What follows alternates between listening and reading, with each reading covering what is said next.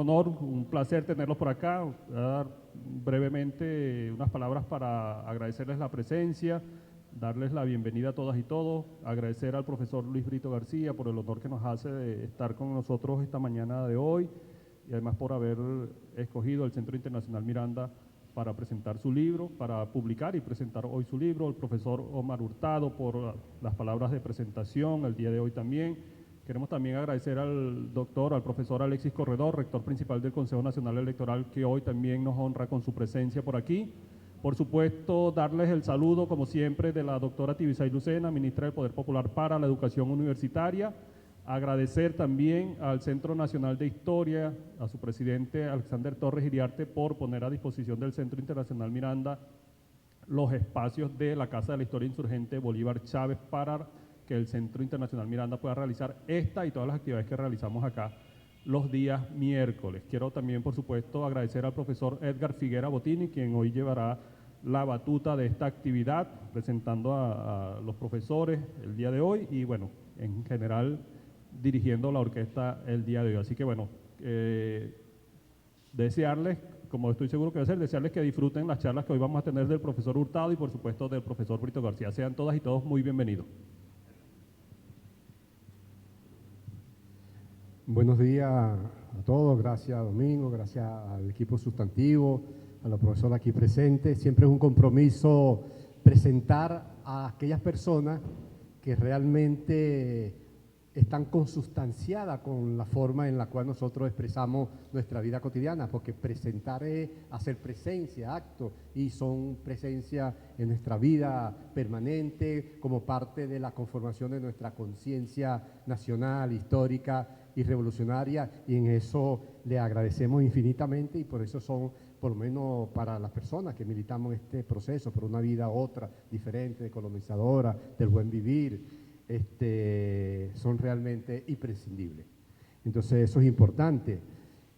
Voy a hacer una pequeña referencia por los trabajos históricos que estos han realizado, mencionando casi a un olvidado, que es parte de esa conciencia histórica, un seminario que vi con el profesor sobre la obra de Bolívar. Siempre nos hacía referencia el profesor Omar Hurtado a que miráramos a Caracciolo Parra, y siguiendo como buen estudiante la tarea. Entonces se hizo la tarea, yo creo que es importante, porque eso lo vinculamos con un trabajo que hicimos en el año 95, que coordinó el profesor, ya ido lamentablemente, Mario Zanoja, que se llama Arqueología y Antropología de Guayana. Es un trabajo colectivo sobre la conformación de todo el aparato arqueológico de Guayana, pero también la geografía y la dinámica poblacionales de los pueblos indígenas, que eso me tocó hacerlo a mí, muy difundido, a Pedro Cunil Bravo sobre la unidad topográfica de todo lo que es Guayana, como parte también histórica de que Guayana y el Esequibo dentro de Guayana es, desde sus inicios, parte inalienable del territorio venezolano. Entonces, para no alargar la fiesta, cito a Caracciolo Parra. Al referirse al ordenamiento territorial, Parra Pérez dice: a riesgo de suscribir extrañezas y acaso sonrisas humorísticas, digamos que el origen de la legitimidad jurídica territorial de Venezuela, como la de todos los estados iberoamericanos, se halla, a no dudarlo, en la bula de Alejandro VI, que repartió los descubrimientos entre españoles y portugueses y validó singularmente la circunstancia de la conquista. Esta situación, además, sirvió para definir el establecimiento temprano de virreinato, capitanía y audiencia. Sin embargo, el territorio de lo que hoy es Venezuela, en contraste con el que fue el de otras naciones hispanoamericanas, no tuvo inicialmente una integración territorial durante la colonia. Se trataba más bien de las provincias aisladas, disgregadas, con una lejana e increíble distancia entre una y otra. Y es durante la última parte del siglo XVIII que los monarcas castellanos, comenzando por Carlos III, emiten las bulas, los decretos, las cédulas reales. En 1777, la Real Cédula de la creación de la Capitanía General de Venezuela. En 1786, Real Cédula de creación de la Audiencia de Caracas. 1793, Real Cédula de creación del Consulado de Caracas. Y 1804, Real Cédula de creación del Arzobispado de Caracas, que antes estaba en Coro, y lo trasladaban a Caracas, para desgracia que hoy no lo perdonan todavía los coreanos. Termino con esto. Sin embargo, quedan aún algunos asuntos por resolver, como lo era la dependencia jurídica de las provincias a la Audiencia de Santo Domingo y a la de Santa Fe. Fue entonces cuando Carlos III decide establecer la Capitanía General de Venezuela o de Caracas. Fue una entidad política nueva en América, considerada la verdadera base de la integración nacional, porque en ella se concentraba desde 1776 lo económico y 1777.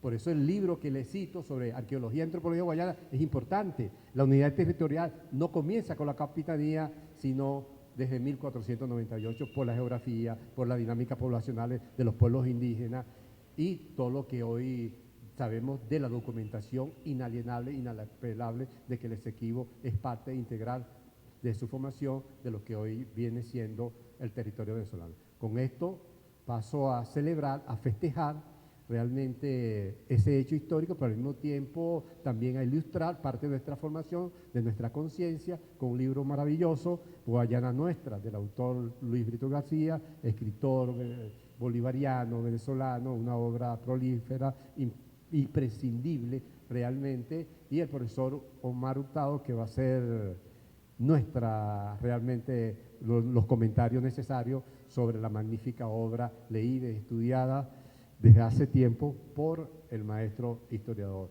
Muchísimas gracias, es un lujo tenerlos ambos en este día, y nosotros podemos decir, vivimos también en la época de Luis Brito y de Omar Hurtado. Muchísimas gracias a ustedes.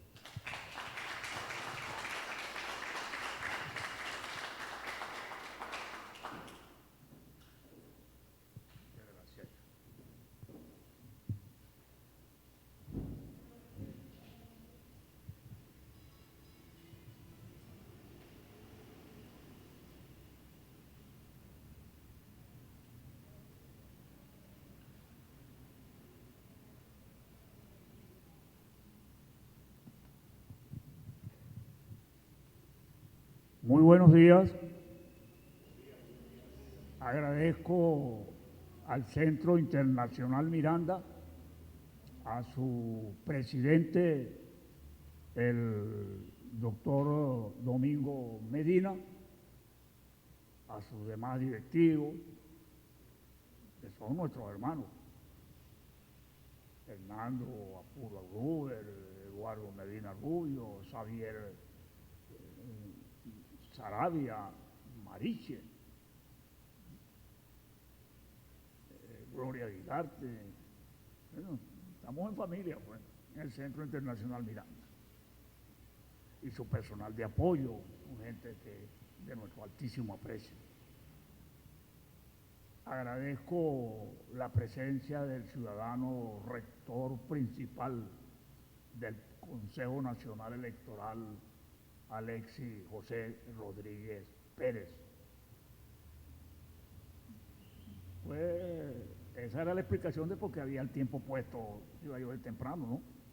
La presencia del representante del quinto poder en esta modesta actividad, de tantos amigos, de mi compañera de estudios, no voy a decir de cuándo, del Instituto Pedagógico de Caracas,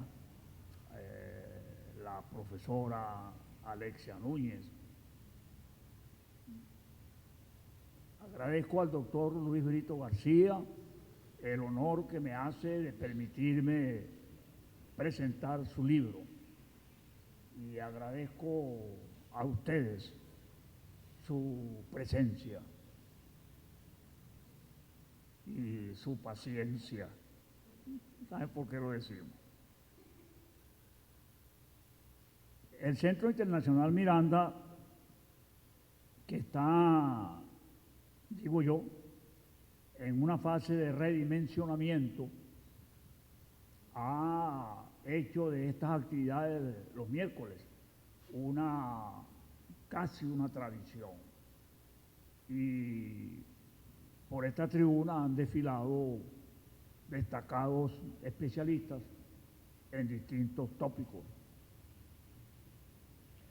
Y hoy nos tocó a nosotros.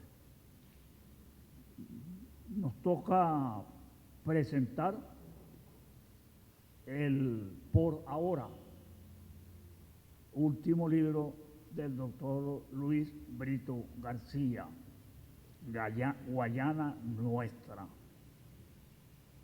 Pero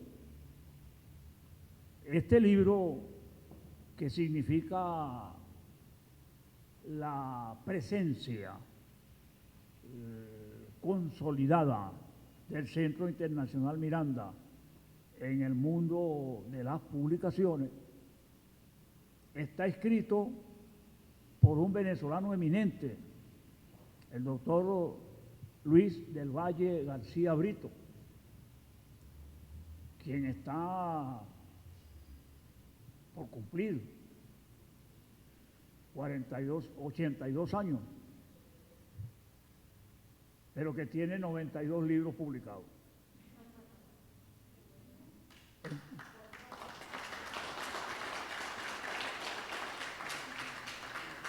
Me imagino que entonces ustedes entenderán que mis primeras palabras serán para referirme al doctor Brito.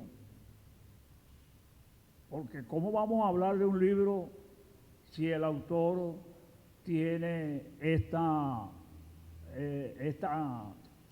significación en las letras nacionales? El doctor Brito García es caraqueño, graduado en Derecho, profesor de la Facultad de Ciencias Económicas y Sociales. Y para quienes somos así como curiosos, yo sé que ustedes van a decir otra cosa, pero desde esta tribuna tengo que decir curioso. Hemos encontrado que desde su época de estudiante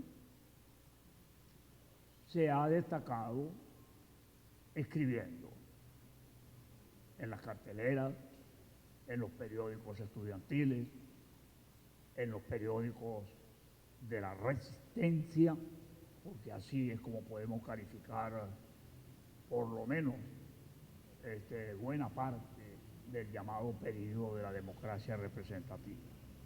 ¿Sí? Y luego pasó inopinadamente al espacio de lo que decimos en Guayana, de la letra menuda.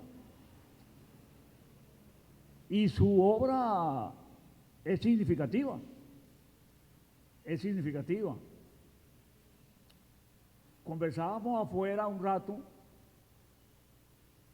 porque, bueno, tenemos la costumbre del venezolano, de llegar a tiempo,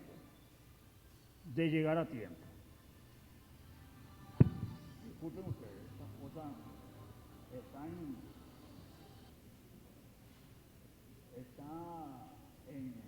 en Biblia, pero a él le provoca sonar.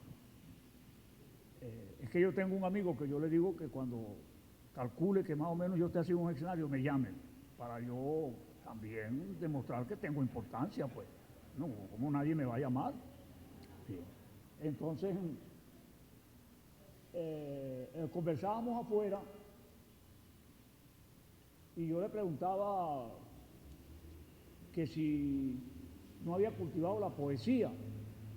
Y él me dijo que sí tiene poemas escritos, porque es el único campo en el que no lo he leído. El doctor Brito García, por ejemplo, es Premio Nacional de Literatura por el conjunto de su obra. Fue homenajeado en la octava Feria Internacional del Libro de Venezuela, la 12ª, que se celebró hace unos 10 años en los espacios de Teresa Carreño. ¿Sí?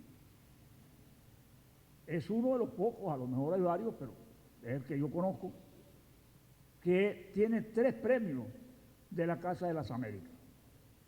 Premio en novela, premio en ensayo y premio en cuento. ¿Sí? Tiene premios por obras calificadas en el campo del teatro. El Premio Nacional de Teatro, Juana Sugo, y el Premio Iberoamericano de Teatro, Andrés Bello. Ah, caramba.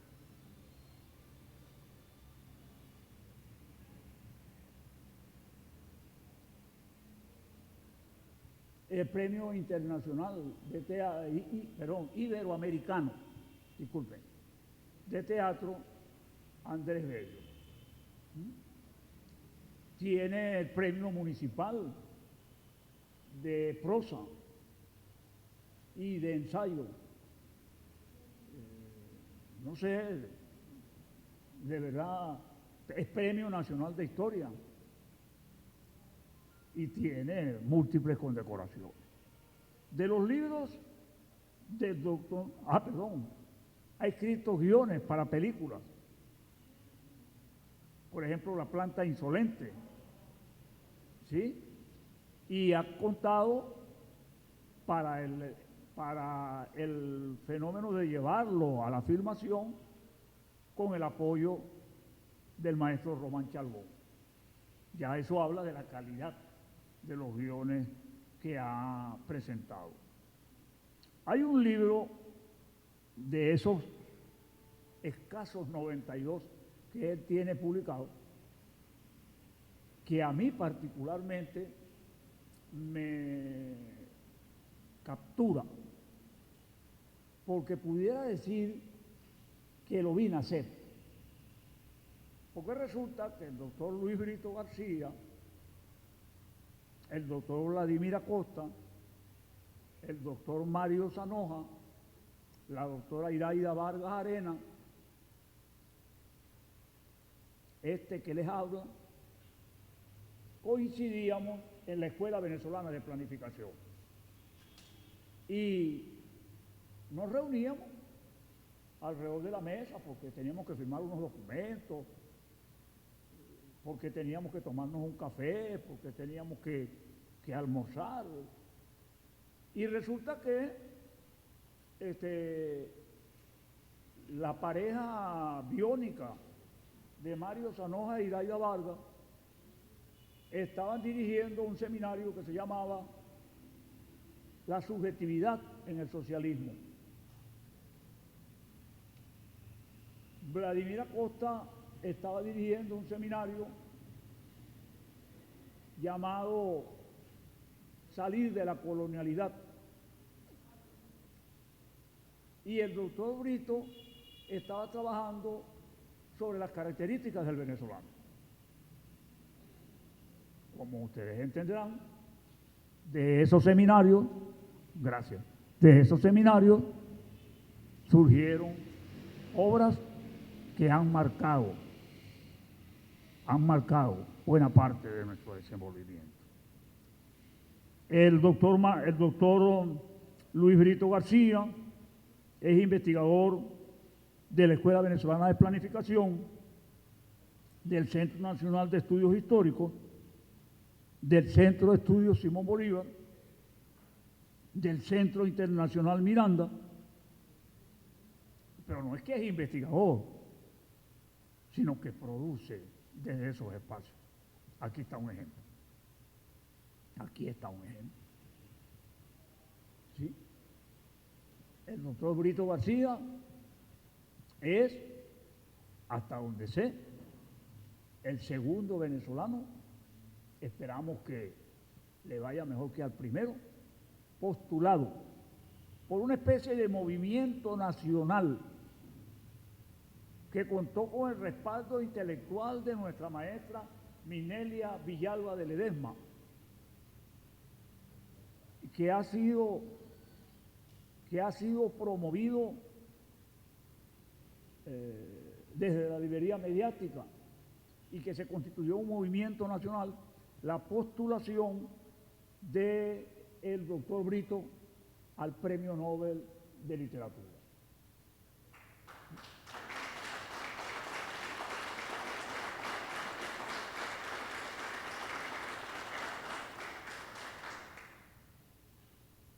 Bueno, para que ustedes vean que yo soy un negro con mucha suerte, este es el caballero que tengo al lado.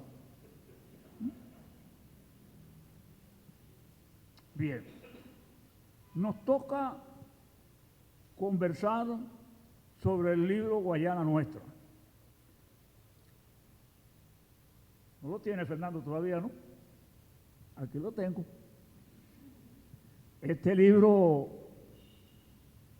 me llegó a las manos y después los directivos del centro me preguntaban que cómo había hecho para conseguirlo. Bueno, mi gran amiga Verónica Gómez me hizo el favor, porque fue a ella la que mandaron a decirme que presentara el libro, porque sabían que no le iba a decir que no. ¿Sí? Bien.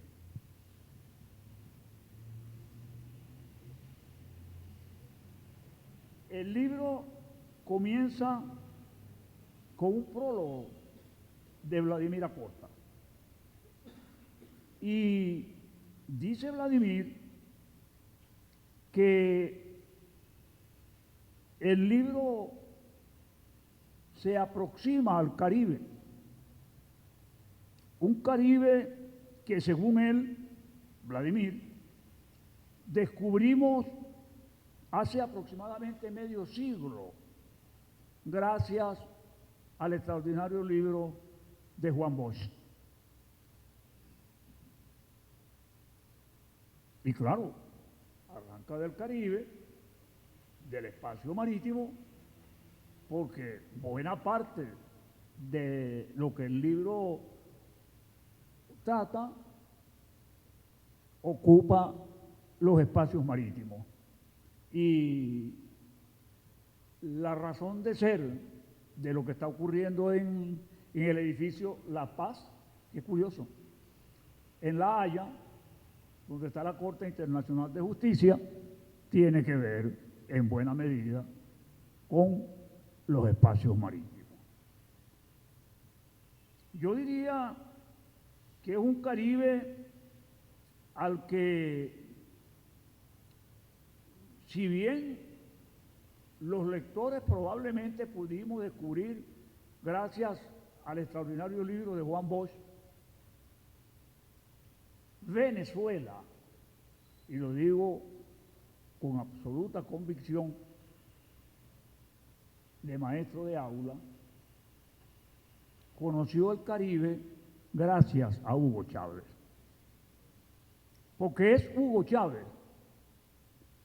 el que nos enseña que Venezuela no limita al norte con el Mar Caribe. Venezuela limita al norte con una serie de islas, algunas son repúblicas de distintas naturalezas, pero hay algunas que son colonias, por ejemplo Puerto Rico, de manera que nosotros limitamos con Puerto Rico, de manera que nosotros limitamos con los Países Bajos, de manera que nosotros limitamos con el Reino Unido de Gran Bretaña, que todavía mantiene unas posesiones en las llamadas Pequeñas Antillas. Y Hugo Chávez le incorpora al territorio comprensible de Venezuela prácticamente un tercio, porque le añade 670.000 kilómetros cuadrados de territorio marítimo, que para nosotros no existía. El Caribe que nos presenta Juan Bosch es el Caribe histórico. El Caribe que nos presenta Chávez, yo no estoy diciendo viva Chávez, yo estoy diciendo un hecho concreto, por si acaso. Porque de una manera aquí, cuando uno nombra No, no, pero es que este es chavista. Míralo cómo se viste. ¿Sí? Entonces, el Caribe que nos presenta Chávez es el Caribe geoestratégico. ¿Sí? Y por eso crea el territorio insular Miranda. Y por eso fortalece nuestra presencia marítima. Para Vladimir, el libro es un ensayo lleno de optimismo. Palabras textuales.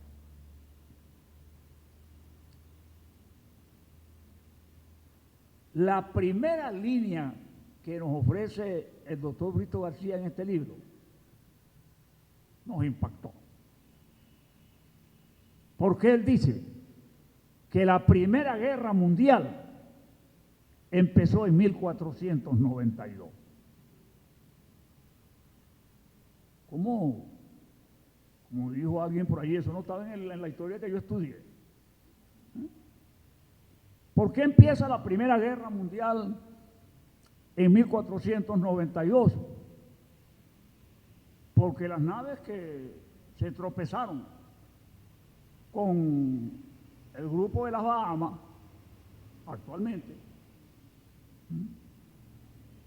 a la que Colón llamó San Salvador, no lo iba a llamar San Salvador, si estaba amenazado que lo iban a degollar si no conseguían tierra firme. Entonces, por supuesto, lo salvó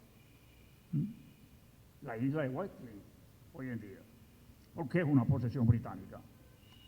¿Bien? Con ese hecho se va a desarrollar en este hemisferio el gran conflicto entre los intereses imperiales. Y entonces veremos en sucesión a España, Portugal, Francia, Holanda, hoy en día Países Bajos, y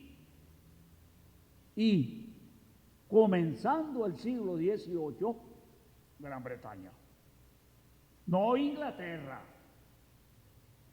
Gran Bretaña. ¿Sí? Y por lo que respecta a América del Sur, Gran Bretaña hará presencia en este continente después de 1814. Derrotado Napoleón, los imperios, como es su costumbre, pasan a repartirse el mundo.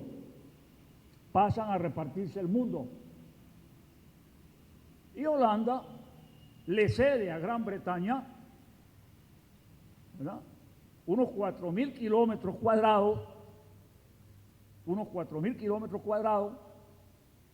en la provincia del Demerara, cuyo límite occidental era el Esequibo.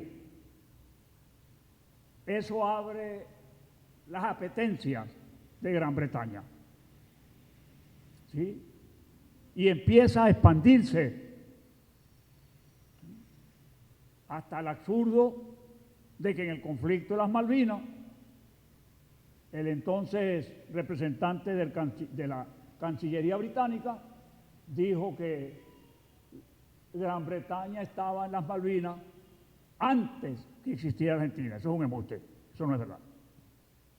Pero como lo dijo un británico, apareció en todos los medios de comunicación. En concreto, el libro hace una saga extraordinaria sobre el conflicto de la Guayana Esequiba, para demostrar desde el punto de vista histórico. Ayer escribía en las redes una conocida abogada y política señalando que están equivocados. A mí eso me produjo cierto alivio, porque hay damas y no puedo decir lo que estoy pensando. Que están equivocados los que creen que el problema del Esequibo es un problema legal. Sí, tiene componentes legales, eso no lo vamos a negar, pero es bueno recordar que son esos aspectos legales los que nos tienen hoy en la Corte Internacional de Justicia. Por primera vez recurre Venezuela a la Corte Internacional de Justicia. donde, pese a su composición multicontinental, porque está integrado, así como el Mundial de Fútbol, con representantes de todos los continentes, pero allí pesan los grandes intereses. Y aquí hay realmente una apasionante historia, y esto quiero volverlo a decir, escrita, muy bien escrita,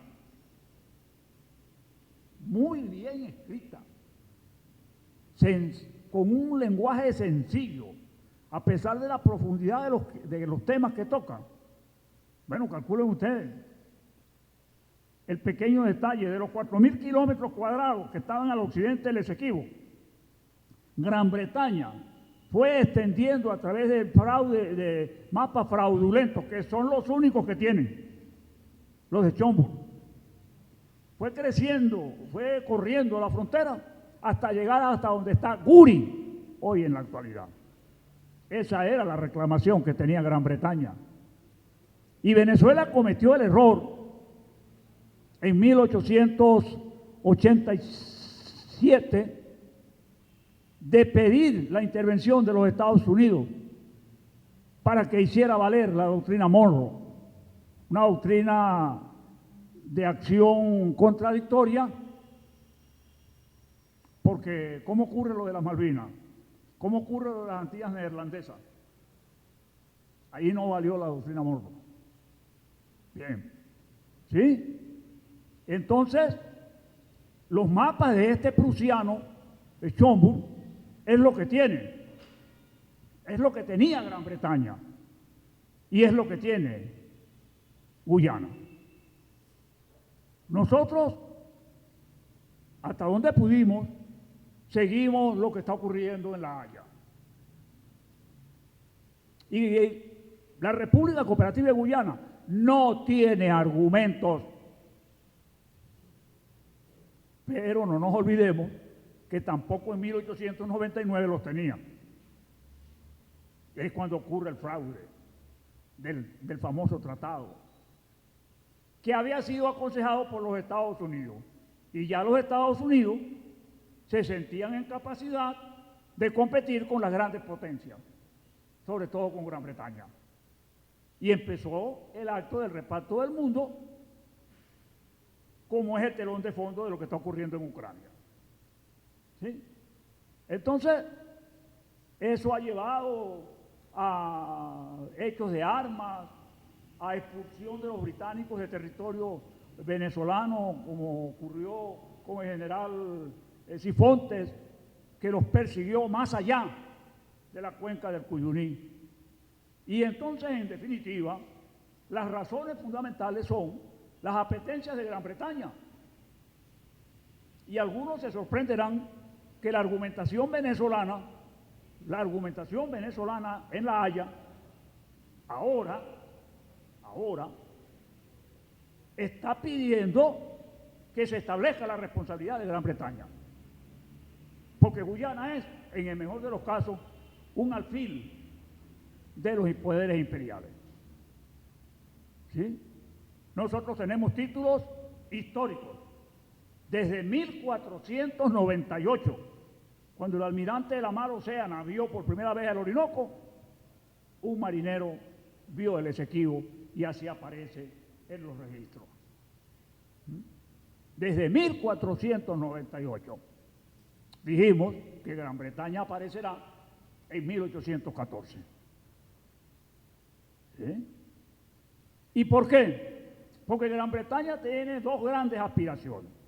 La primera, la posesión del territorio por sus riquezas forestales, edáficas, mineralógicas. Eso es verdad. Un catalizador que explotó en 1835 fueron los yacimientos auríferos del Cuyuní. Eso es verdad. Pero hay otro elemento. Poseer el Orinoco, porque con el Orinoco pueden, con el eje Caño-Casiquiare, Orinoco, Caño-Casiquiare, Río Negro, Amazonas, Paraná, Paraguay, Río de la Plata, sí, conquistar el corazón del continente. Porque si vemos el mapa de América, de América toda, el poblamiento que impusieron los europeos es fundamentalmente un poblamiento periférico y costero.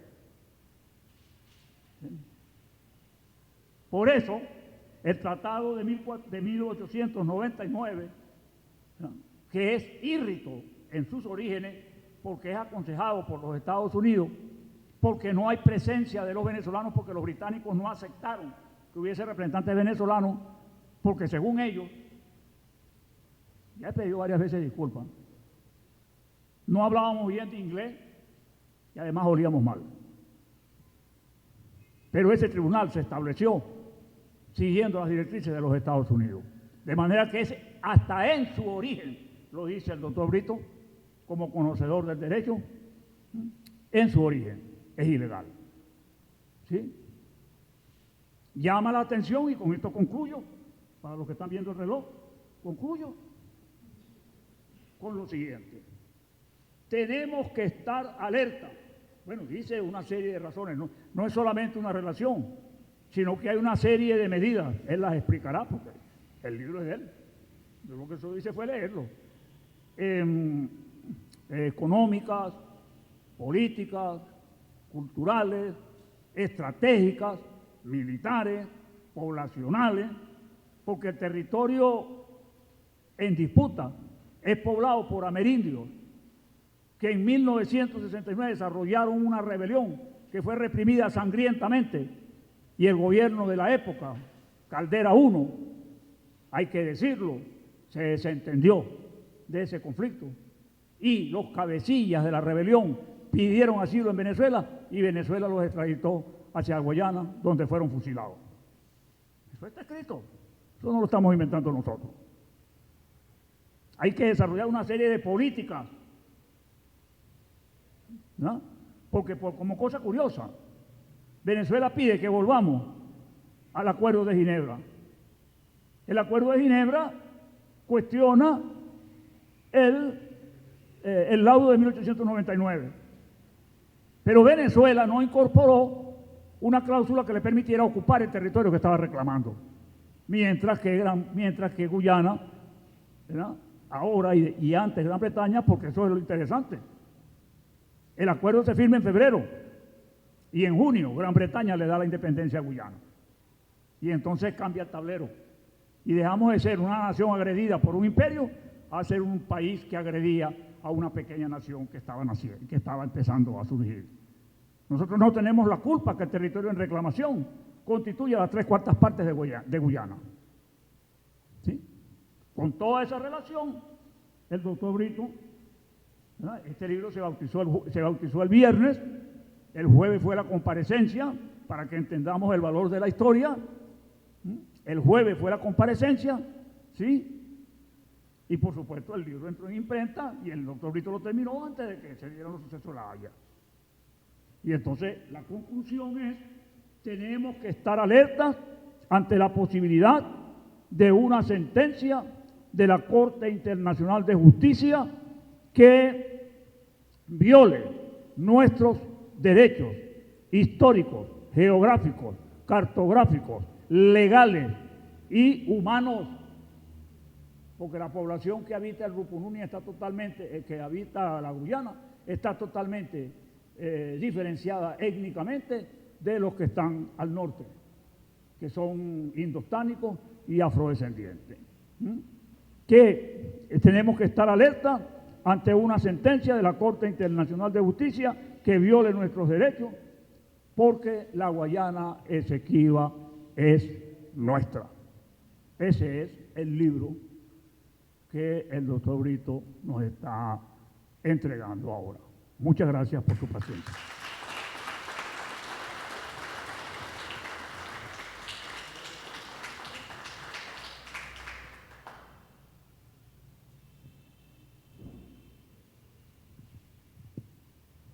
Bueno, buenos días. Muchas gracias al profesor Omar Hurtado por su magnífica introducción que resume muy bien algunas de las ideas fundamentales del libro.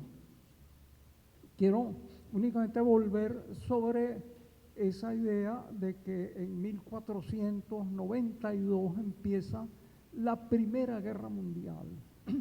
¿Por qué lo digo? Porque fue una guerra que terminó peleándose en todos los océanos del planeta. Fue una guerra por la hegemonía mundial en la cual entraron consecutivamente España, pero Francia como potencia competidora, después Inglaterra, después entró Holanda, la Holanda que se estaba liberando en esa época, los Países Bajos. Incluso en esa repartición entró hasta Dinamarca. Dinamarca ocupó Groenlandia y actualmente Groenlandia, con el cambio climático, es una zona de un interés estratégico extraordinario. Entonces, en ese vaivén, esa rebatiña imperial, fíjense, las potencias enviaban prácticamente a sus marginados, a sus rechazados, a la gente que no podía integrarlos, enviaba al saqueo del Nuevo Mundo. Eso ha sido prácticamente una praxis de los imperios desde esa época y desde antes hasta ahora. Se envía toda una cantidad de forajidos, por así decirlo, para que vayan saqueando territorios, y después de que han cumplido esa labor, se los elimina. Y entonces entra el dominio pacífico del imperio. Fíjense ustedes, Henry Morgan, el gran pirata, saqueador, etcétera, etcétera, que lo tuvimos de huésped ilustre en Maracaibo y en Gibraltar, y en oportunidades poco gratas de mencionar, estuve en Panamá también. Morgan terminó de teniente gobernador de Jamaica ahorcando a sus compañeros de piratería. Es decir, terminaron los patíbulos los que habían de hecho extendido el dominio territorial de Inglaterra en el Caribe y en nuestra América, en líneas generales. Holanda, por ejemplo, en su guerra de liberación, los tuvimos de huéspedes indeseables entre 1590 y tantos y 1608-9 en las Salinas de Araya. ¿Por qué? Holanda estaba en una guerra de liberación en la época. Felipe II les cortó el acceso a las salinas de Setúbal en Portugal, y esas salinas eran indispensables, para que ustedes vean las carambolas de la historia, para la industria holandesa. De esas salinas salía la sal para salar arenques, que era la alimentación que se llevaba en los viajes oceánicos, para la fabricación de quesos, para la curtiembre de cueros, etcétera. La sal era tan importante como el petróleo. Al no tener sal allá, hacían la travesía oceánica para saquear nuestra sal de Araya, una sal gema en piedras así. Yo tengo trozos de esa sal que resistía muy bien el viaje. Y hay una guerra de la sal en nuestro país que duró más de 30 años, 30 y pico de años. Resultado de eso, tras una serie de batallas, se los expulsó de Araya, se construyó la fortaleza de Araya, ese fuerte magnífico, contra los holandeses. Y entonces fueron expulsados de las Salinas de Araya a las desembocaduras de un río cercano, de donde también fueron expulsados por Juan de Orpín. Y finalmente, para que ustedes vean la fuerza de los imperios cuando necesitan un componente esencial, montaron una explotación salinera en la Tortuga venezolana. Imagínense, traían el agua de mar a través de un sistema de bombas movido con molinos de viento y la desecaban al sol, y eso iba a Araya. Como resultado de eso, también de Araya, de la Tortuga, los expulsó en varias expediciones consecutivas un capitán llamado Benito Arias Montano. Una serie de expediciones, destruyó esas instalaciones salineras, y entonces Holanda, ni corta ni perezosa, se apoderó de Aruba, Curazao y Bonaire. ¿Por qué tenemos esas islas allí? Esas fueron españolas, y además venezolanas, pertenecían a la capitanía y nos quedamos sin ellas, bueno, por esa lucha entre potencias. Finalmente hacia 1836, perdón, 1630 y tantos, por allí, 34, el Tratado de Paz se las adjudicó a Holanda, así como le adjudicó parte de nuestra Guayana, que entonces, bueno, era una colonia holandesa. Ahora, para que ustedes vean cómo estas cosas, nuestros territorios, nuestra soberanía se reparten, cuando Napoleón pierde la guerra, entonces viene una nueva repartición de cosas, y allí lo que había sido hasta entonces una Guayana holandesa entra dentro de esa especie de rebatiña de los tratados internacionales y pasa a ser inglesa, sin haber tenido mayor penetración inglesa en la época. Lawrence Keymis, el lugarteniente de Sir Walter Raleigh, que además era, entre otras cosas, alquimista, penetró allí y hubo una serie de navegantes, pero la presencia inglesa había sido nula y de repente ese territorio pasa a ser inglés. Y allí empieza todo un proceso de ocupación ilegítima y de apropiación, también muy típica de los imperios. En primer lugar, utilizan sus facinerosos, sus forajidos, etcétera. Así fueron infiltrando, por ejemplo, los territorios que eran mexicanos en esa época, hasta que dieron el zarpazo y le quitaron más de la mitad de su territorio a México. Bueno, igualito empezaron a infiltrar esa Guayana. Sin embargo, como no tenían prácticamente pobladores ingleses o británicos o de la Gran Bretaña, pues recurrieron a la gente de sus colonias. Gran parte de la población de esa Guayana, que es llamada Esequiba, era gente traída de las colonias de la India o esclavos del África.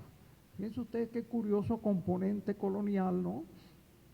Y cómo en esa forma también participamos de algo de eso, tenemos un fuerte elemento en nuestra identidad de origen africano. Hindú no, porque como no tuvimos relaciones con la India, pues esa es la nueva constitución, y la nueva constitución demográfica y cultural de la Guayana. Está por un lado un grupo poblacional de origen africano, un grupo poblacional de origen hindú, una minoría de origen inglés, algo así, y además en la Guayana nuestra, del lado oeste del Esequibo, la población es fundamentalmente amerindia, vale decir pueblos originarios de las mismas etnias que habitan en Venezuela, y es una población con bastante simpatía y predisposición hacia Venezuela. Vean entonces ustedes cómo es preciso conocer esos detalles, porque la primera idea que se le presenta al venezolano promedio es, bueno, Guayana, eso es otra cosa, eso está lleno de ingleses, eso no tenemos nada que ver con eso. No, señor, Guayana no es un país homogéneo, vamos a volver sobre eso después, y una parte de él está integrado por los pobladores originarios de Venezuela, incluso la parte que nosotros jurídicamente y con todo el derecho vindicamos como nuestra. Entonces, bueno, fíjense ustedes esa contradicción. Ahora, ¿qué sucede? Ya el profesor Omar Hurtado ha señalado de una manera muy clara cómo hubo un avance continuo, primero de los holandeses, después de los ingleses, para ocupar territorio venezolano, y cómo consagraron eso mediante una trácala, una estafa histórica extraordinaria. Un naturalista trazó un mapa y metió una línea arbitraria que a él se le ocurrió. Una década después hizo otro mapa y la línea había avanzado, son líneas devoradoras, pues líneas voraces que van creciendo y moviéndose hasta abarcar toda otra región del territorio venezolano, y en un tercer mapa resulta que ya prácticamente se comía casi todo. Y entonces, ¿a qué correspondía esto cuando eso era colonia inglesa? Otro de los elementos, las colonias que llegaron tarde a la rebatiña en América, o perdón, los imperios que llegaron tarde, tienen una estrategia que es ocupar los enclaves costeños que le permiten el acceso a los grandes ríos. Los grandes ríos son cursos, especie de autopistas líquidas que permiten el acceso al interior y el acopio de las riquezas. Por eso ustedes ven que cerca de los grandes ríos americanos hay casi siempre una base extranjera. Pregúntense ustedes por qué las Malvinas, una isla situada a cierta distancia de la desembocadura del Río de la Plata, es supuestamente que inglesa. Bueno, pues ellos dijeron, no podemos ocupar por el momento toda Argentina, el río, pero vamos a poner en clave allí. ¿Por qué Trinidad supuestamente fue colonia inglesa y ahora está poblada preponderantemente por súbditos hindúes, que fueron hindúes del imperio inglés? También, poco antes de la independencia, poco más de una década, repentinamente una especie de golpe de estado allí y nos arrebataron Trinidad. Trinidad era venezolana desde el momento en que Antonio de Berrío, el gran fundador de San Tomé y demás, la ocupó y fundó allí una ciudad que luego Walter Raleigh destruyó. Fíjense, ya estaba allí planteada la disputa por un elemento fundamental, las bocas del Orinoco, las cuales al penetrar o al llevar a ese río que se articula con las regiones más remotas de Venezuela, era el centro de acarreo de las riquezas y de penetración. Fíjense que allí se hicieron las misiones de los capuchinos, sobre las cuales hay un extraordinario libro de Iraida Vargas y Mario Zanoja, Las Edades de Guayana, ¿no?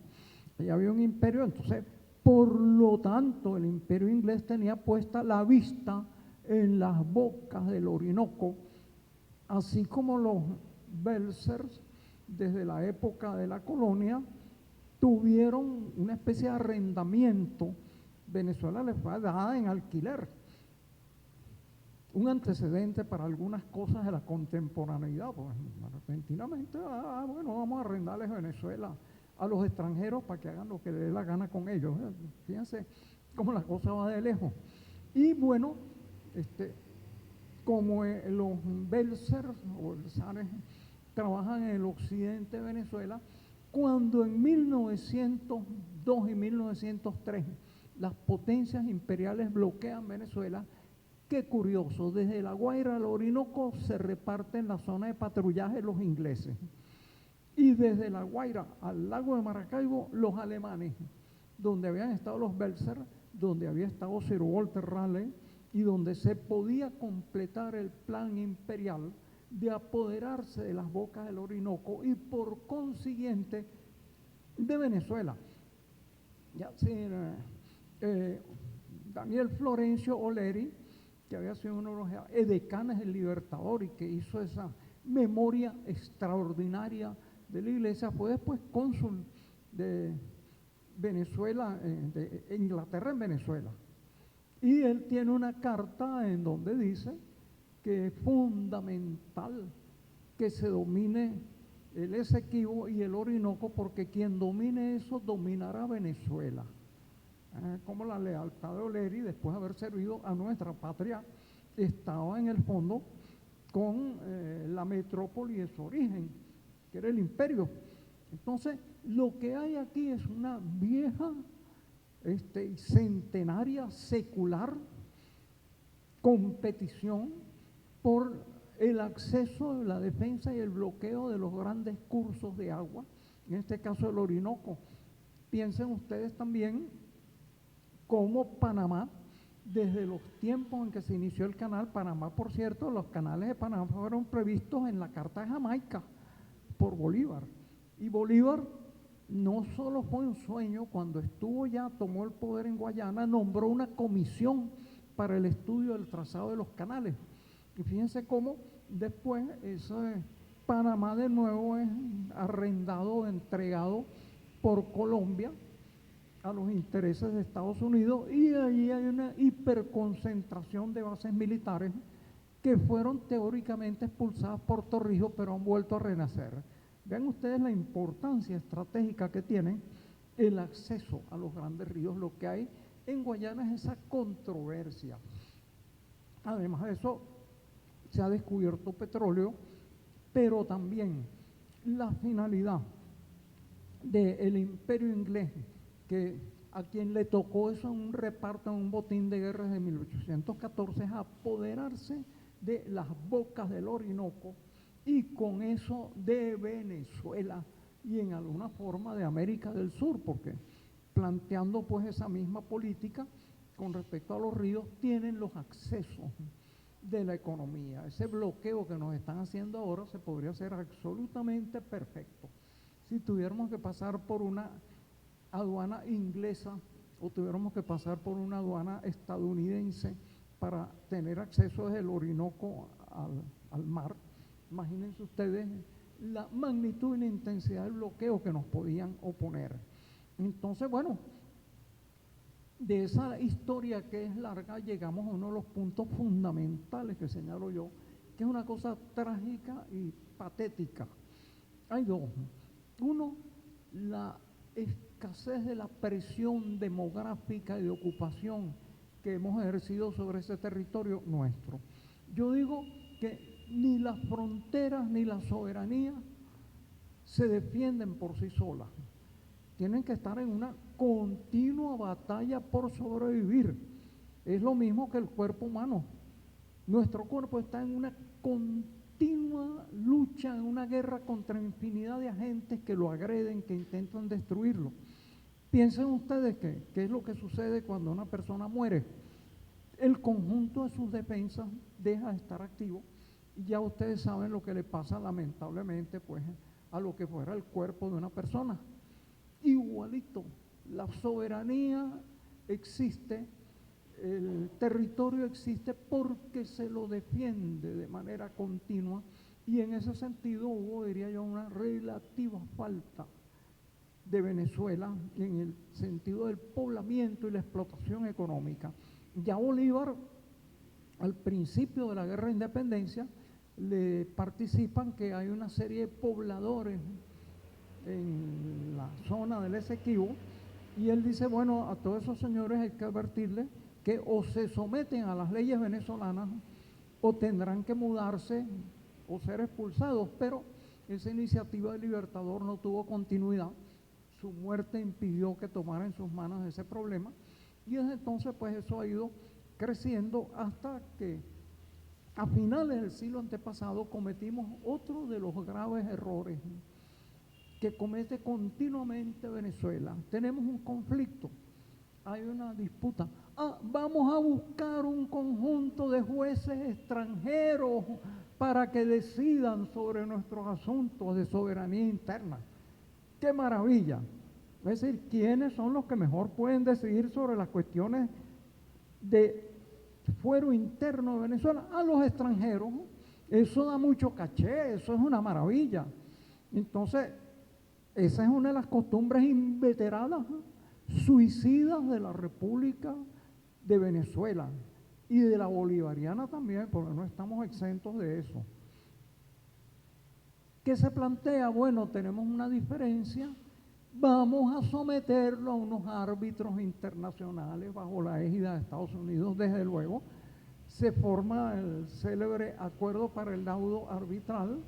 Entre esos árbitros maravillosos que no conocían Venezuela, no conocían Guayana, no conocían nada, está un ruso que tenía interés en ceder parte de la cosa esa a cambio de un acuerdo sobre Polonia que favoreciera a la Rusia de la época. Y entonces así nuestra soberanía entró como en un juego de dominó, en un juego de cartas, dame esto, ya tanto, etcétera, etcétera. Y unos árbitros que no conocían Venezuela, ni conocían la propia Guayana, decidieron, entre comillas, sobre el destino, entregándole todo el territorio que conocemos un poco a la disposición de Guayana. Una vez cometido el error, bueno, ha habido infinidad de iniciativas para delatar, porque quedó por uno de los que participaron en eso, dejó unos escritos en donde decía cómo se había negociado eso y cómo uno de los árbitros, creo que un señor Marten se llamaba el ruso, pues intervino allí simplemente por un problema de cambalache. Necesito para Rusia tal ventaja en Polonia, entonces a cambio vamos a entregarle esto a Inglaterra, y quedó eso. Ha habido todas las iniciativas contra ese laudo, ha habido todas las protestas. Hay, por cierto, 2 documentos extraordinarios ante la Corte Internacional de Justicia. Hay uno emanado de Delcy Rodríguez, un extenso trabajo sobre los asuntos, y hay otro de María Alejandra Díaz Marín, que está también en internet. Lamentable, bueno, no los pude incluir en este libro porque aparecieron después de la edición de él, pero es oportuno que ustedes los lean. Entonces, seguimos esa batalla y de nuevo ante los organismos internacionales, decidiendo sobre nuestro destino. En ese sentido hay que recordar que cuando se necesitó sacar a Muammar Gaddafi de la presidencia de Libia, que era el país que tenía el mayor índice de desarrollo humano de toda el África, pues, ¿qué se hizo? Se recorrió ante la Corte Penal Internacional, la cual en media hora dictó un auto de detención contra Muammar Gaddafi, y con ese pretexto se largaron 20.000 misiones de bombardeo de la OTAN, de las fuerzas aliadas, hasta desarticular las defensas libias para que cayera en manos de una pandilla de mercenarios internacionales que todavía no han logrado, más de 10 años después, estabilizar la situación de Libia. Fíjense ustedes lo que le sucede al que va a esas instancias internacionales. Pues lamentablemente estamos de nuevo ante esas instancias que usualmente obedecen a los intereses foráneos. ¿Por qué les pongo en alerta sobre esto?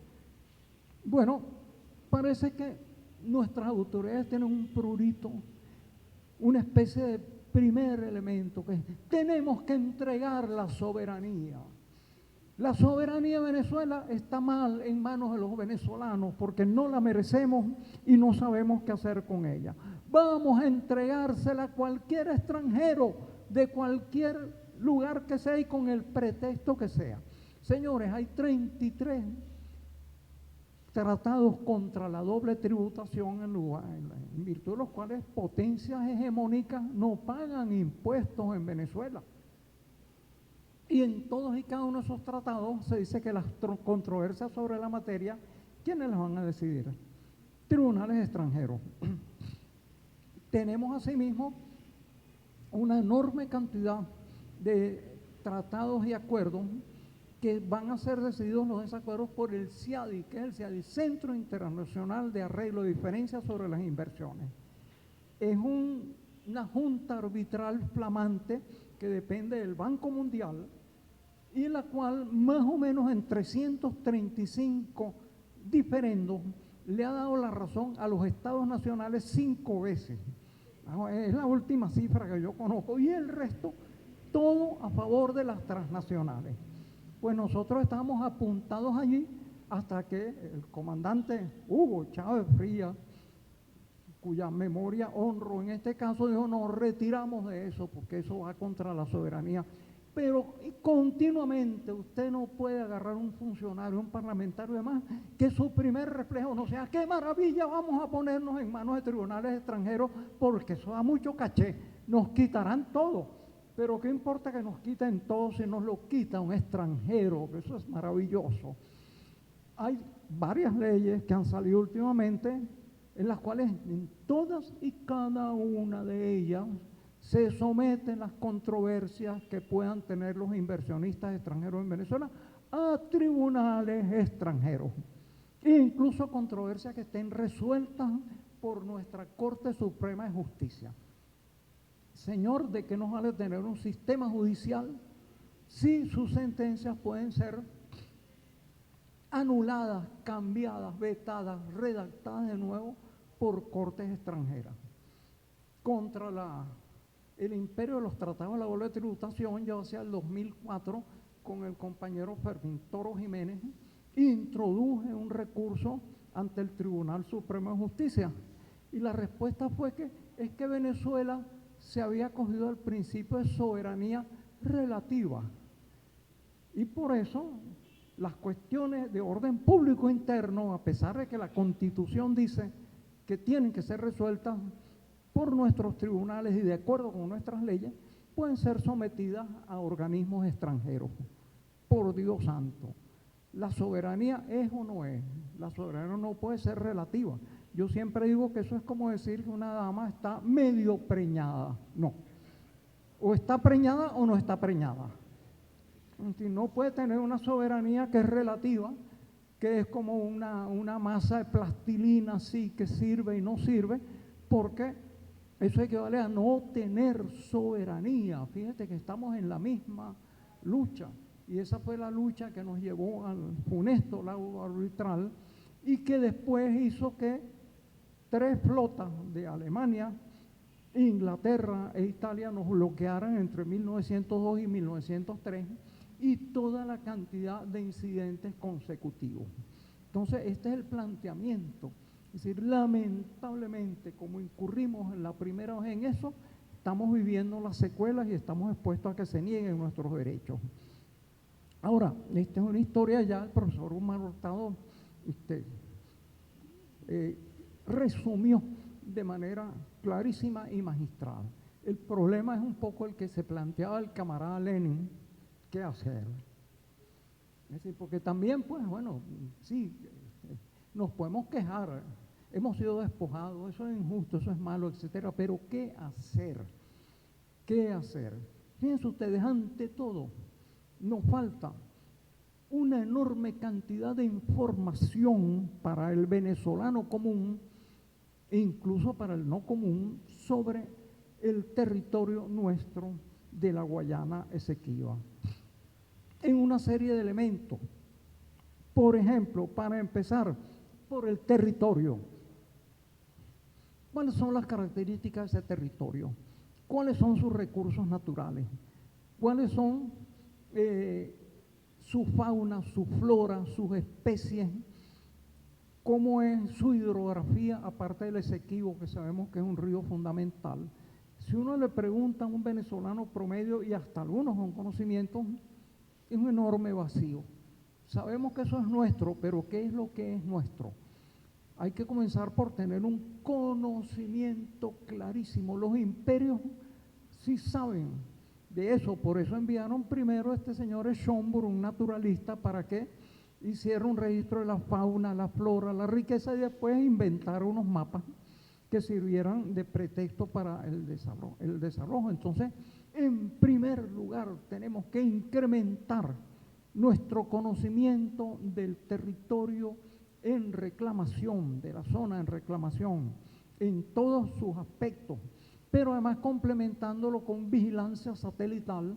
No sé en qué estado están los satélites que teníamos, algunos de ellos como que ya pasó su periodo de utilidad, etcétera, pero tenemos que tener una información completa, precisa, enciclopédica sobre ese territorio. No es nada más una zona en un mapa y ya está, que eso es nuestro, no. ¿Qué es lo que hay allí? Los imperios sí saben lo que hay allí, han hecho exploraciones, están avanzando explotaciones de hidrocarburos, etcétera. Entonces ese es el primer elemento. En segundo lugar, la demografía, en lo cual ya refería el profesor Omar Hurtado y lo enfatizo yo. Hay 3 grupos étnicos. La Guayana, ese país, no es un país culturalmente homogéneo, ni políticamente homogéneo. Venezuela, por el contrario, tiene un grado alto de homogeneidad fuera de nuestras culturas originarias, que afortunadamente preservan su manera de ser, su idioma, pero tenemos una relativa uniformidad. Un oriental puede entenderse con un andino sin necesidad de recurrir a los puños o a otras medidas contundentes, hablamos el mismo idioma, la religión preponderante es el cristianismo, con su variante de catolicismo y ahora algunos peligrosos protestantes, pero en cambio en la Guayana Esequiba hay esos tres grupos que hemos señalado, ¿no? Entonces, en la zona al este del Esequibo preponderan grupos de origen africano descendientes de los esclavos que hablan fundamentalmente las lenguas nativas del África y además lenguas inglesas, etcétera. Y hay un grupo de descendientes de hindúes.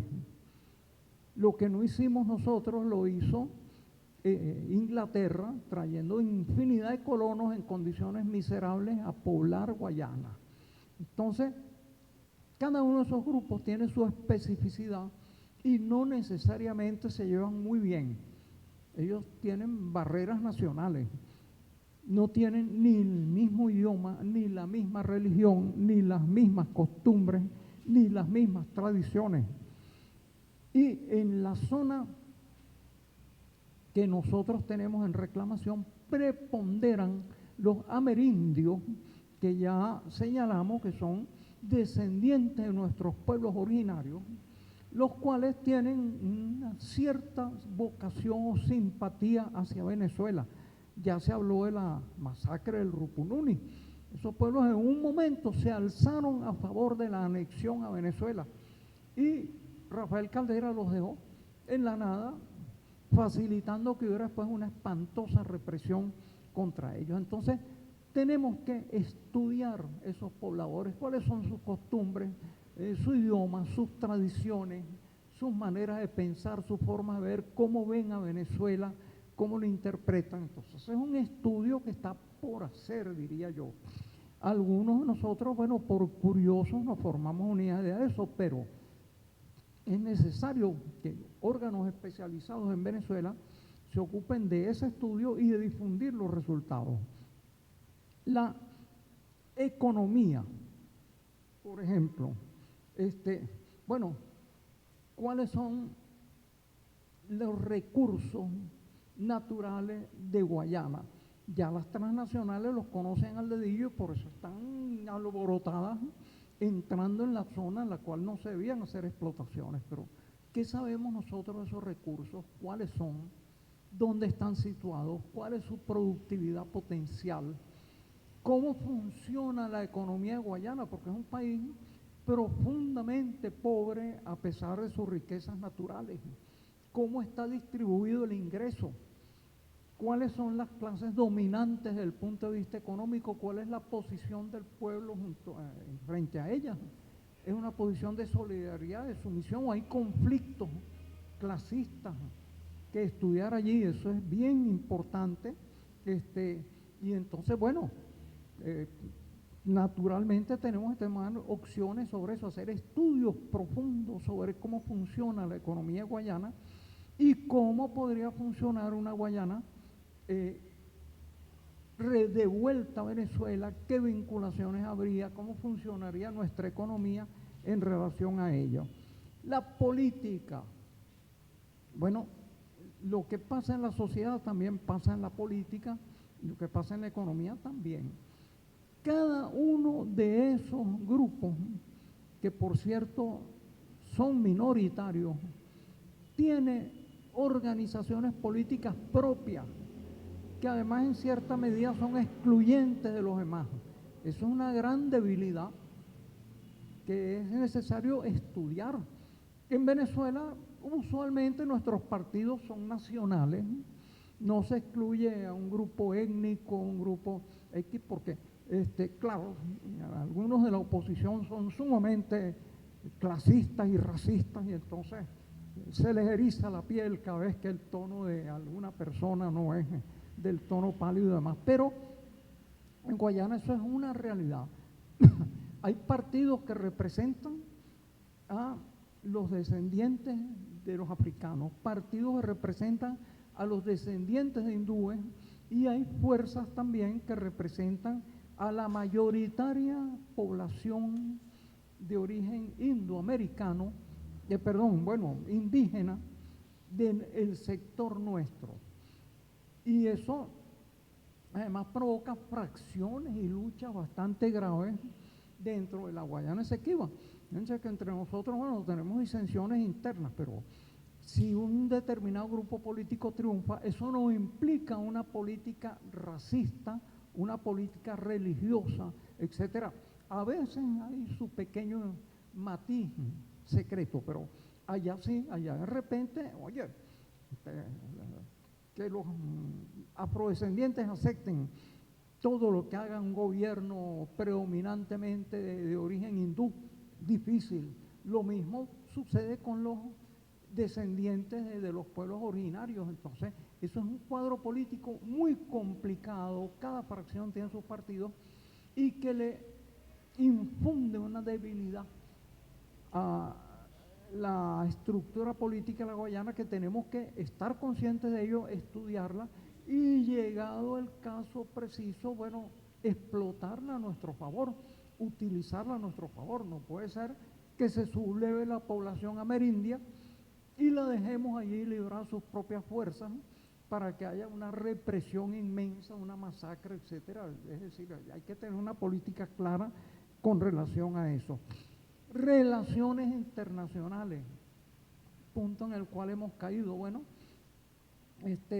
resulta que hasta mediados del siglo pasado teníamos un diferendo con Gran Bretaña, pero en virtud de la descolonización, una supuesta descolonización simbólica, fáctica, de hecho se pasó al neocolonialismo. Las metrópolis siguen dominando con sus poderes estratégicos y económicos a los supuestos países liberados, pero ahora no estamos enfrentados a una potencia imperial, estamos enfrentados supuestamente a un país nuevo, recién nacido, etcétera. Y entonces, bueno, ahí hay una inflexión. Tenemos que trabajar en los organismos internacionales para enfatizar eso y ver que en este caso seguimos siendo víctimas de un despojo colonial. Enfatizar eso en el movimiento Los No Alineados, en todos los movimientos de las Naciones Unidas. Y entonces, en lo estratégico, bueno, la Guayana tiene un ejército verdaderamente modesto hasta ahora. Es decir, pero con la cantidad de intereses que hay allí, evidentemente, y con el dinero que entra, ese ejército se va a estar fortaleciendo.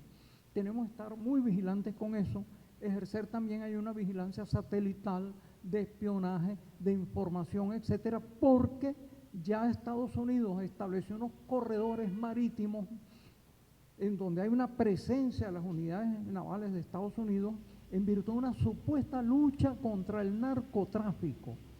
Pero eso es simplemente para tener un corredor estratégico para que las empresas estadounidenses, europeas, de la Unión Europea, pues tengan un acceso libre allí.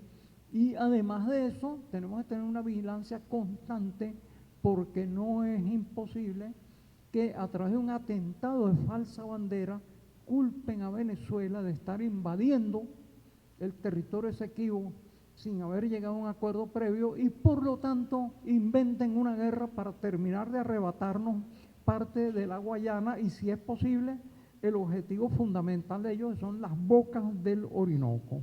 Y entonces, bueno, lo cultural, que es fundamental, ya hablamos un poco de ese cuadro cultural múltiple, diverso de Guayana. ¿Qué hemos hecho nosotros para conocer esas culturas? Yo diría que muy poco. Es decir, tenemos manifestaciones que vienen desde allá. Bueno, está el Callao, está en Guasipati, está toda una serie de zonas en donde hay festividades un poco inspiradas en la cultura de la Guayana, pero ¿qué hemos hecho nosotros por conocer ese conjunto de elementos culturales, cultivarlos, hacerlos nuestros, etcétera? ¿Y qué hemos hecho por difundir la cultura venezolana allá? En ese sentido, debería haber, primero, un programa de estudio en nuestras universidades sobre la Guayana, pero además un programa de beca para los guayaneses que quisieran venir a estudiar a Venezuela, un programa muy amplio para tener personas así que conocieran la realidad venezolana y con las cuales se pudieran establecer vínculos y enclaves. En otro elemento, yo creo que se debería otorgar la nacionalidad venezolana a todos los nacidos en el territorio de la zona en reclamación. Si decimos que ese territorio es nuestro, procedamos de una vez. Es decir, y hay que esto corresponderlo con elementos de asistencia a esa población, por lo menos en la frontera, puestos médicos, puestos sanitarios, puestos de colaboración de toda índole con ellos. Y entonces, así tenemos que establecer continuos intercambios culturales, no solo traer a los integrantes de los grupos culturales de Guayana, preferiblemente además de la zona amerindia, sino llevar en lo que sea posible, en lo que nos dejen, grupos culturales venezolanos allá, promover intercambios de todo tipo, ver qué ediciones de obras venezolanas se pueden hacer traducidas a los idiomas locales, para eso, de modo que haya una especie de sentimiento de conocimiento y de fraternidad en lugar de esa especie de absoluto desconocimiento que hay entre los habitantes promedios venezolanos sobre Guayana y entre los habitantes de Guayana sobre Venezuela. Es decir, para crear así lo que uno podría llamar el soft power, el poder suave, una especie de cambiar la actitud o promover una actitud positiva entre los guayaneses hacia Venezuela que facilite después, en el caso de una victoria diplomática, una victoria militar del tipo que sea, la verdadera integración de esa zona que hasta ahora ha estado tan alejada de nosotros. Entonces, con esas recomendaciones están completas en el pequeño libro que tenemos, creo que se puede avanzar de manera realista hacia una integración de Guayana. Ahora, que ella dependa nada más de un tribunal internacional, ya sabemos que casi seguramente ese tribunal va a actuar contra Venezuela, es una tradición, y entonces tenemos que estar preparados para eso y para iniciar entonces el otro tipo de relación que es el que verdaderamente cimenta la unidad y la cohesión entre los pueblos, que es la económica, social, cultural, política e internacional sabiamente integrada. Bueno, muchísimas gracias.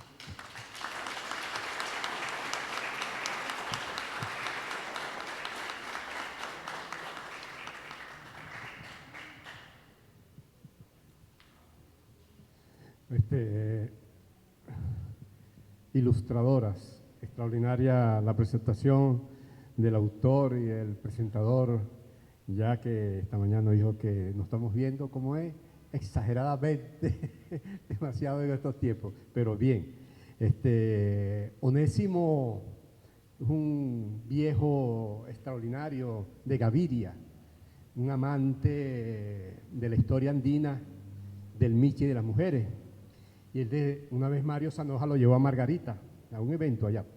Y él decía, Mario le preguntaba que cómo le fue con los margariteños. Y decía, bueno, terminamos acoplándonos en la rapidez de los margariteños al final del día. O sea, para entenderle al margariteño, un andino, para poner los extremos. Saludamos la presencia de la doctora Reina Arratia, embajadora nuestra por muchos años en Guyana. Entonces, es un placer tenerla aquí entre nosotros.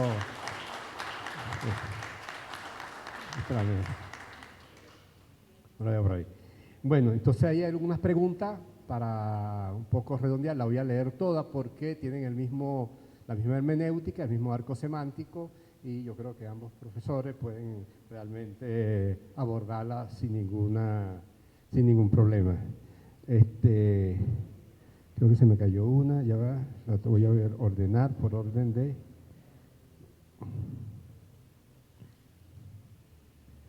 Ajá. Primero aquí es una excelente exposición, es usted, doctor Luis Brito García, una enciclopedia magnífica, Alexia Núñez. Entonces, un saludo ahí de una de nuestras personas presentes aquí en la sala. Primera pregunta, bajo este escenario de la soberanía relativa, entre comillas, ¿qué opciones hay para Venezuela? Pasar de un país escenario favorable para el país, para construir algo ahí que realmente sea viable. Primera pregunta. La segunda pregunta es, ¿qué piensa de las declaraciones de Germán Escarrá cuando entre las estrategias para la recuperación de la Guayana Esequiba decía que además de los trámites del derecho público internacional, de poblamiento y desarrollo, políticas económicas y políticas sociales de la zona, era necesario realmente un acercamiento a las transnacionales que están operando en territorio en disputa?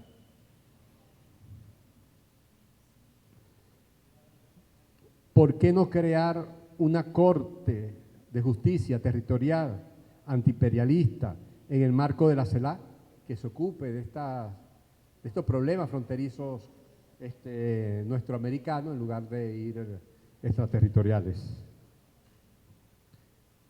Como buen súbdito de la corona inglesa, Walter Raleigh ya planteaba la colonización por Gran Bretaña de nuestra América a través del Orinoco. Lo dice en su libro, que tengo entendido se difundió en Europa. Otra cosa, no tendría Raleigh evidencia contundente de las múltiples riquezas existentes. Acuérdense que fue decapitado y empalado y todo eso, pero bueno, por fraudulento, fue demandado y puesto. ¿Considera usted que la recuperación de Guayana es a largo plazo? ¿Existe un proyecto serio y venezolano que tenga periodos, fases, etcétera, etcétera, una estrategia de Estado? Bueno, la vicepresidenta lo acaba de exponer en la Corte Penal Internacional. Le felicito por sus valiosos aportes con toda esa historia de sumisión ante instancias extranjeras. ¿Es posible aún lograr la soberanía venezolana?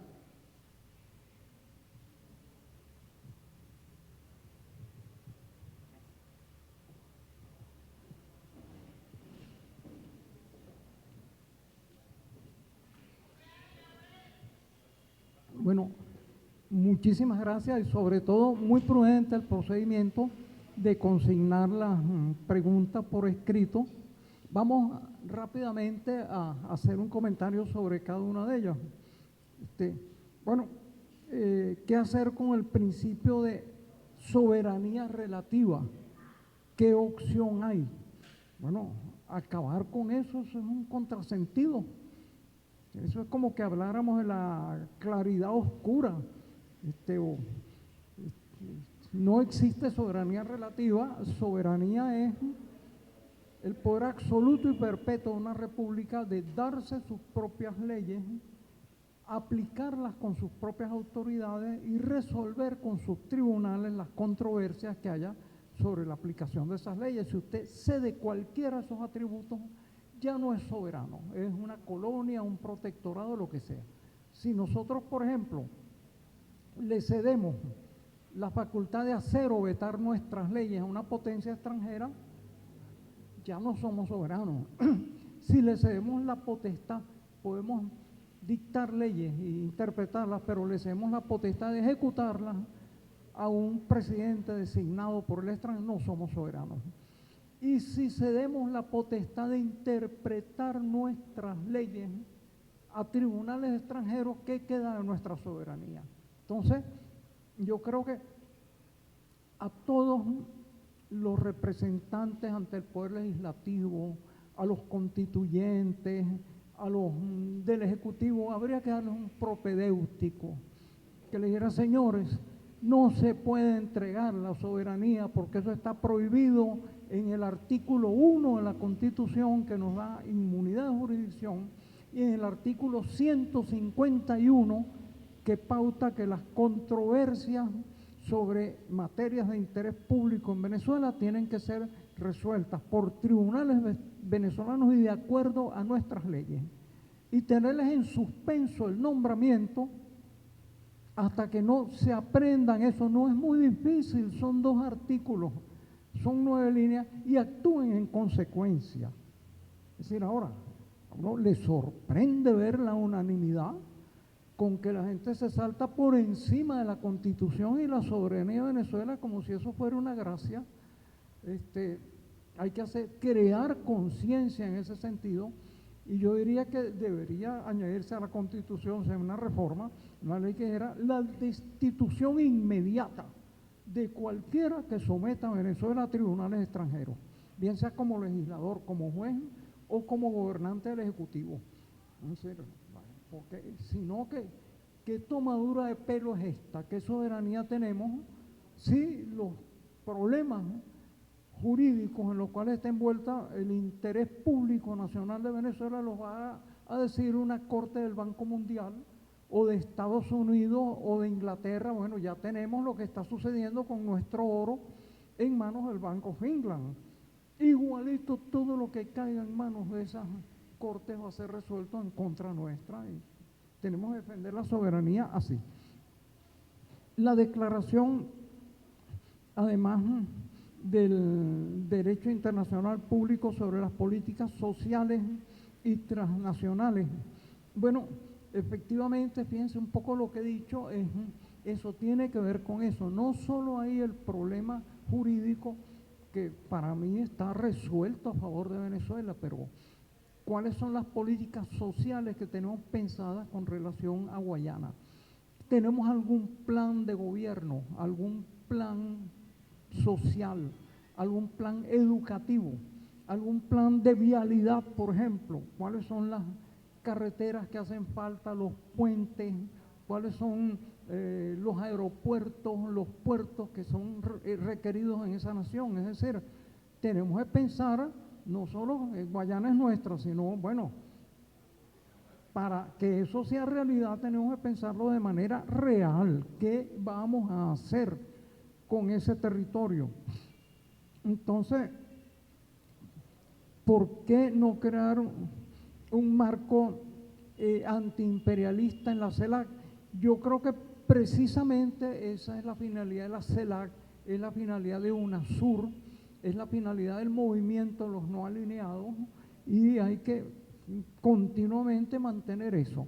Es decir, esto que tenemos en Guayana, esa ocupación ilegítima, es un resto del colonialismo. Entonces, no podemos hablar de que estamos en organismos anticoloniales que permitan la perduración de esos restos de lo que fue una usurpación colonial en nuestro mundo, en América Latina. Walter Raleigh planteaba la conquista del Orinoco con las riquezas existentes. Bueno, el libro de Walter Raleigh es una maravilla.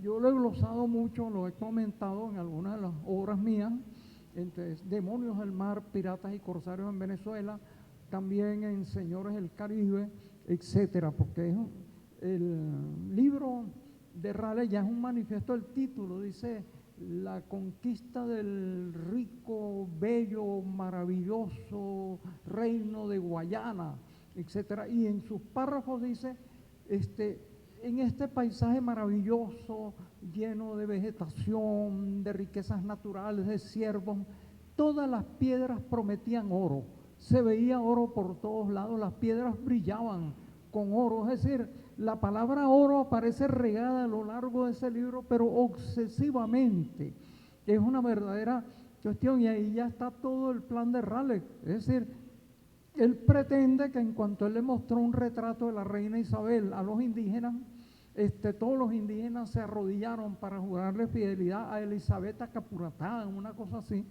y demás. Bueno, todo eso es una patraña. Raleigh lo que quería era las riquezas de Guayana y el dorado, porque él había encontrado en una nave española que fue pirateada, había unos documentos que hablaban del dorado, y él se los creyó y se largó para el dorado.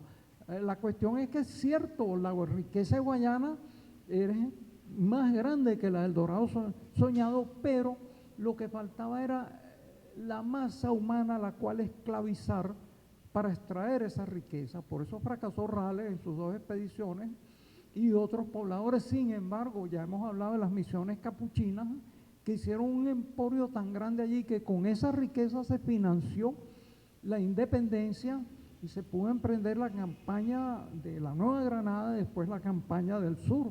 Entonces, Raleigh, en medio de su cuestión visionaria y sus ambiciones personales, tenía una visión geopolítica sumamente clara. Existen proyectos venezolanos serios. Bueno, es un poco lo que hemos hablado. ¿Dónde está el proyecto venezolano sobre Guayana? No voy a decir que lo hagan público, porque eso podría armar un escándalo, pero ¿dónde están nuestros planes de vialidad, nuestros planes sociales y asistenciales, nuestros planes educativos para Guayana, nuestros planes de desarrollo económico? Todo eso, ya que estamos reclamando esa zona y señalando nuestro derecho sobre ella, deberíamos hacerlo realidad. Es decir, por lo menos tenerlo programado y planteado. Y entonces, finalmente, la pregunta última sobre la soberanía venezolana. Bueno, volvemos a eso. Aquí tenemos el resultado de no defender la soberanía. Hemos perdido más de 1/3 del territorio de Venezuela. Hubo una pérdida territorial inmensa cuando se le cedió a Colombia los llanos de Casanare, por ejemplo. Ha habido esta pérdida de la Guayana Esequiba, ha habido despojos un poco por Brasil. Insisto en la idea, la soberanía y el territorio no son eternos, a pesar de la soberanía jurídicamente perpetua, absoluta y perpetua, pero son cosas que se tienen que defender. Aquello que no se defiende se pierde. Entonces tenemos que estar en una defensa territorial constante, no solo de esta zona sobre la cual reclamamos derechos legítimos, es desde todo el territorio venezolano. Es decir, porque no es solo la Guayana la que codicia el imperio. Tenemos recursos minerales, biológicos, turísticos, estratégicos, comunicacionales, puertos, toda esa serie de recursos. ¿Qué debemos hacer? No entregárselos a las transnacionales, porque de esas entregas resurgen finalmente las situaciones de hecho, y esas situaciones de hecho resueltas por los tribunales extranjeros terminan en el despojo no solo ya de hecho, sino jurídico. Es decir, cada vez que ustedes vean qué maravilloso plan, las transnacionales van a venir, no les vamos a cobrar impuestos, les entregamos todos nuestros recursos, no les exigimos que protejan a los trabajadores con leyes sociales. Eso es extraordinario, porque donde llega una transnacional, inmediatamente la riqueza, el bienestar, la cultura, la belleza se instalan. No, donde llegan las transnacionales hay el despojo, la rebatiña, la explotación y misericordia de los recursos y la devastación. Entonces, señores, no provoquemos nuevas Guayanas en la medida en que cedamos zonas del territorio que digamos no van a estar sometidas a nuestras leyes, que allí no van a regir nuestras leyes tributarias, que nuestros tribunales no van a tener incidencia sobre eso que estamos creando. Estamos construyendo posibles nuevas Guayanas Esequibas que nos pueden ser arrebatadas por los imperios. Entonces estamos a punto para impedir que nuestros descendientes estén mañana en una mesa redonda como esta diciendo, bueno, el Zulia es nuestro, Oriente, el Orinoco es nuestro, la capital es nuestra, es decir, tenemos derecho a reclamación, la Corte Internacional nos tiene que reconocer que la Guayana también entera, con todo lo que el Orinoco es nuestro, etcétera. No empecemos a cederlos hoy para que nuestros descendientes los tengan, así como aquellos que entregaron la Guayana son los culpables de que actualmente estemos metidos en un atolladero judicial inconcebible por reclamar lo que es nuestro legítimo e incontestable derecho.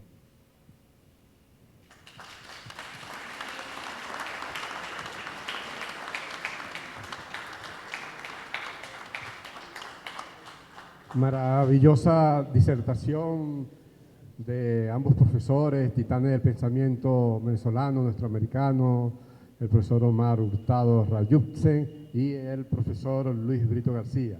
Una acotación antes de pasar al cantautor Edgar Parra, hago la acotación, todos los temas de Edgar son creaciones para cada evento, para cada conferencia que tenemos. Una nota informativa para quienes están interesadas en el libro, por favor escribir a biblioteca sin SIM, biblioteca sin 2021 @gmail.com. Entonces, Edgar Parra está presente. Ah, sí, está ya. Pasa ahí a... ¿Ah? ¿Qué? Sí, ya lo vi. Ok, la dirección para los que estén interesados e interesadas en el libro, Biblioteca Sin 2021, seguido, sin punto ni nada, @gmail.com.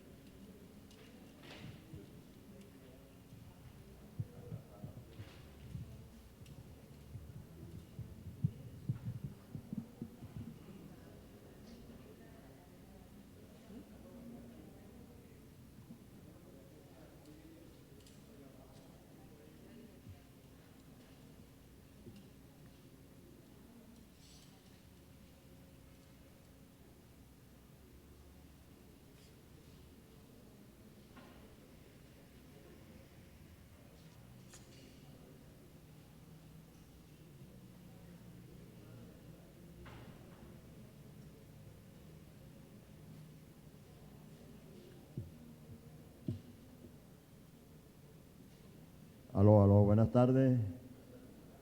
Felicitaciones a los ciudadanos, doctores, por su extraordinaria exposición.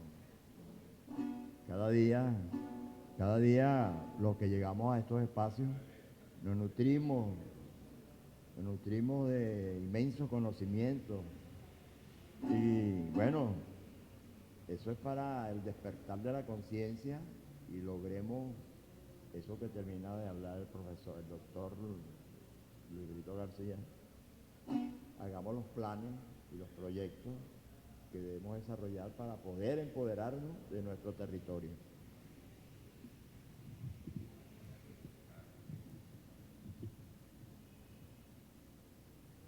Bien.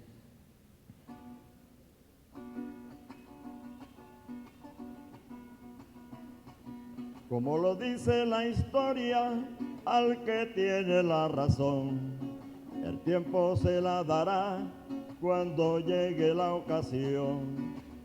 Con el engaño fraguado del imperio anglosajón, iniciamos una lucha para demostrar su error.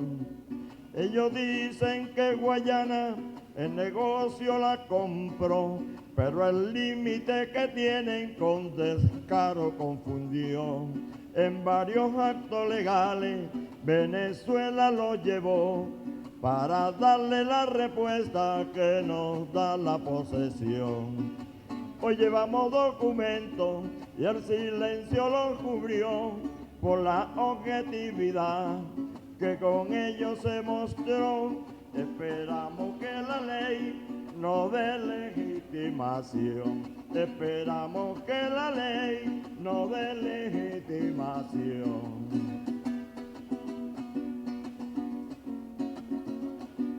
En el siglo XIX, un laudo habitar armaron y los países de potencia a los ingleses apoyaron. Ya se creían los dueños de esta vasta región, mas nuestra soberanía defendemos con honor. En el siglo XXI a la UNO lo llevamos en el reclamo y el acuerdo de Ginebra nuestra esperanza elevamos. En pleno siglo XXI el ideal bolivariano dice que hay que preservar el suelo venezolano. Hoy llevamos documentos y el silencio los cubrió por la objetividad que con ellos se mostró. Esperamos que la ley no dé legitimación. Esperamos que la ley no dé legitimación.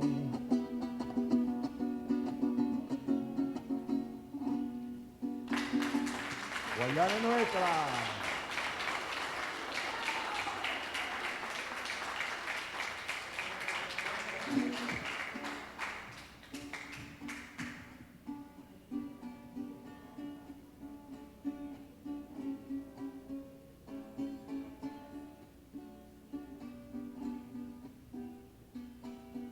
¿Cómo voy a olvidarte si con tu canto es que me arrullaron y también me enseñaron que con orgullo debo cantarlo? Con amor me dieron luz, con pasión me dieron vida y también una gran patria que por siempre late y vibra. Y rompimos las cadenas, igualmente el egoísmo, como olvida el bravo pueblo que es mi canción desde niño. Es el tesoro más grande que cuidamos con esmero, son nuestros símbolos patria y le guardamos respeto. Es el tesoro más grande que cuidamos con esmero, son nuestros símbolos patrios y le guardamos respeto. Llegó nuestro estandarte, ondeando al viento con rumbo claro, porque mi Venezuela del vil imperio va a emanciparse.